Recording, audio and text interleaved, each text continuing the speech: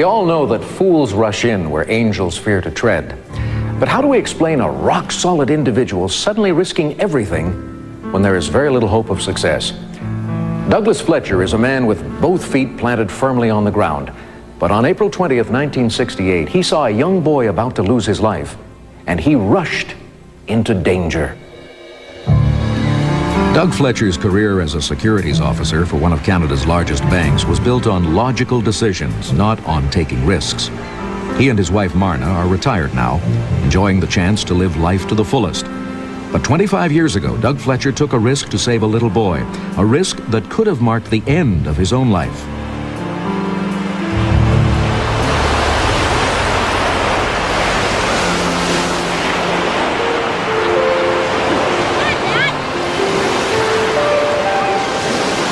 Doug had promised Marna, as they left Toronto behind for this 2-week holiday in the sun, that he would try to forget about work and relax. This day had other plans for him. 10-year-old Steve Samples was enjoying a day at the beach with his father, Forrest. Take it easy. If you get cold, I want you to come back in right away. I'll be watching you anyway. Okay.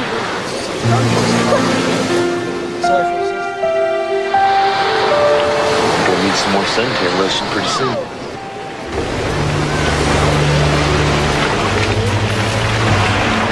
Steve, at 10, was already a strong swimmer and a competent snorkeler.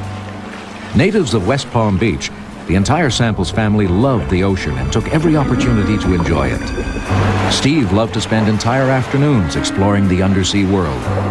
On this afternoon, he had only been out about 10 minutes when his life changed forever.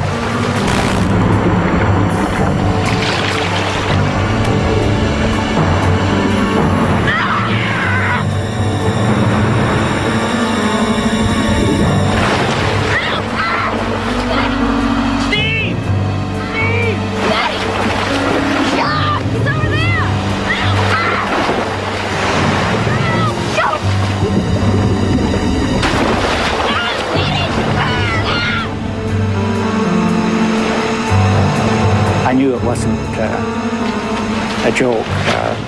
I could see the tail of a shark right beside him, and the water seemed darker in that area.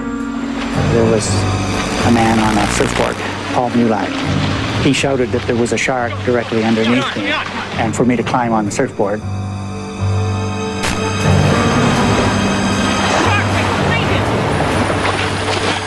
I also noticed 2 sharks about 4 or 5 feet long. They were making a circle.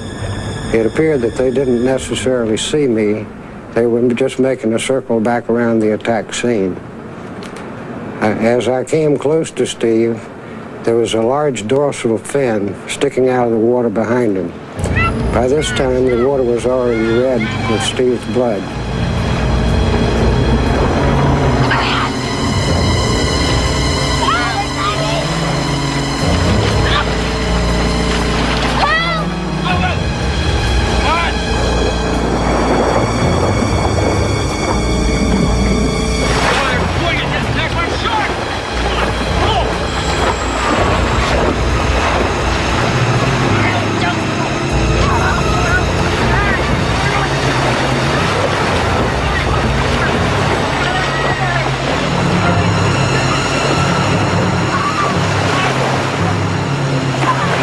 Stephen's father had reached Stephen before I did, and he was underwater trying to ward off the sharks.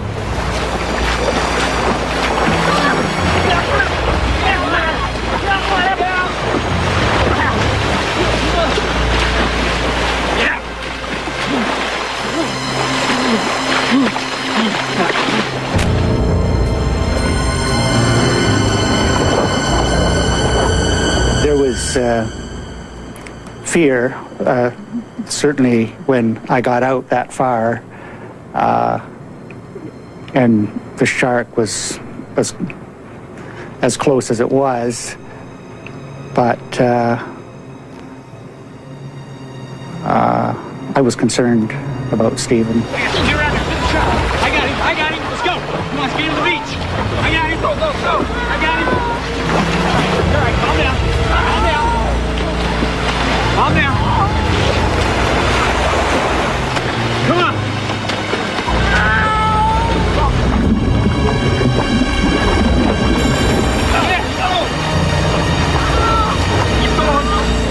I didn't want to let go of his arm. I knew it was very bad, and it looked like an artery or something was severed, the way the blood was spurting out of it. That was the last thing I wanted to do, was let go of his arm. I got it. Moving. I got it. As they escaped the threat of the shark, Steve was far from out of danger. He had already lost a serious amount of blood and was still bleeding profusely. All right. Gently. I got you. Bring him straight up here. I'll call the doctor. Somebody call an ambulance. Lay down, gently. Okay, put it thin. All right, look out. Let's see what we got. Here, keep him warm. Okay. Cover him with this. Here, cover him with that. Walk that leg. I got his arm. Let me find me something to wrap that leg in. Okay, I'll get some. Okay, I got his arm. All right. Just relax. Let me be right here, little guy. Hang in there.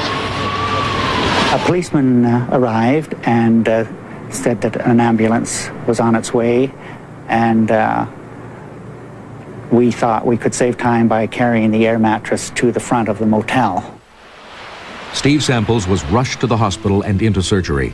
It took over 2,000 stitches to close the wounds that he had suffered. Douglas Fletcher wouldn't know for 2 days whether the boy he had helped save would live, or whether the horror of this day would end in defeat.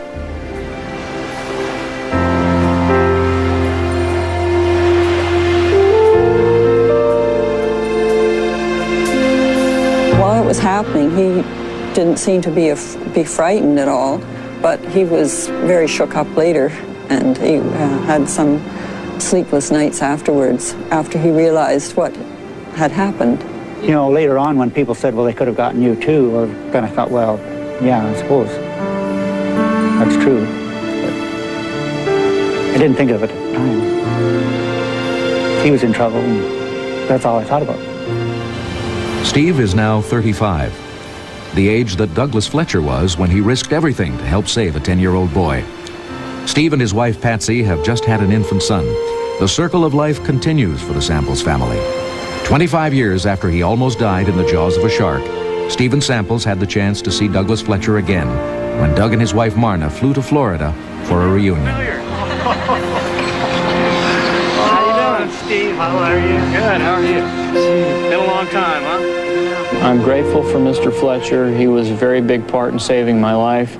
He was one of the first people to me to put my arm back together and hold some pressure points, probably saved me from bleeding to death. It took an unbelievable amount of courage for a complete stranger to dive in and save somebody from jump in the water with sharks and save somebody else from being attacked. In my estimation, the action that Doug Fletcher took on that day was that of a hero. The water was bloody. The water was infested with sharks. He was in imminent danger, and he actually risked his life for his part of Steve's rescue. I feel that I had a hand in saving Stephen. If he had lost much more blood, I think the outcome of the story could have been different. For his astonishing courage in saving Stephen Samples from a frenzied shark attack, Douglas Fletcher was awarded the Medal of Bravery on August 24, 1972, by the Governor-General of Canada. A young boy had the bad luck to find himself in the wrong place at the wrong time. But he had the very good luck to be near people with courage enough to put their lives on the line to save his. Douglas Fletcher also received the Carnegie Hero Medal for his outstanding courage. A bank executive on holiday swims through shark-infested waters and saves a 10-year-old boy under attack. A young family man drives directly into the line of fire and rescues a wounded police officer. Actions like these are what we expect from movie heroes, but when they come from ordinary people like Douglas Fletcher and Michael Cawood, we get a glimpse into the soul of heroism, into the very heart of courage. I'm Alex Trebek. Good night.